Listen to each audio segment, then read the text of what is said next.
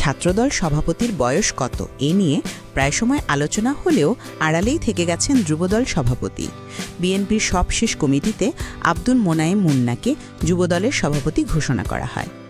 খোঁজ নিয়ে জানা যায়, যুবদলের নতুন সভাপতি মোনায়েম মুন্না 1985 সালে আবুজর গিফারি কলেজ ছাত্রদলের সেক্রেটারি ছিলেন। ধরা যাক 1985 সালে প্রায় 20 বছর ছিল, তাহলে আনুমানিক জন্মসন হতে পারে 1965-র আশেপাশে।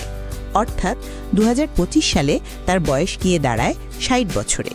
এখন প্রশ্ন আসে, বাংলাদেশের আইন অনুযায়ী কত বছর পর্যন্ত একজন মানুষকে যুবক বলা যায়, আর যুবকের সংজ্ঞাটাই বাকি। বাংলাদেশের আইনি সংজ্ঞায় যুবক বা যুব বলতে সাধারণত 18 বছর থেকে 35 বছর বয়সসীমার মধ্যে থাকা ব্যক্তিদের বোঝানো হয়। জাতীয় যুবনীতি 2017 অনুযায়ী যুব বলতে এমন নারী ও পুরুষকে বোঝায় যাদের বয়স 18 থেকে 35 বছরের মধ্যে। শুধু দেশীয় আইন নয়, আন্তর্জাতিক সংস্থাগুলো যুব বলতে আরও কম বয়স বিবেচনা করে থাকে। যেমন জাতিসংঘ সাধারণত 15 থেকে 24 বছর বয়সীদের যুব হিসেবে বিবেচনা করে। তবে বাংলাদেশের আইনের দৃষ্টিতে 35 বছর পর্যন্ত একজন মানুষকে যুবক বলা যায়।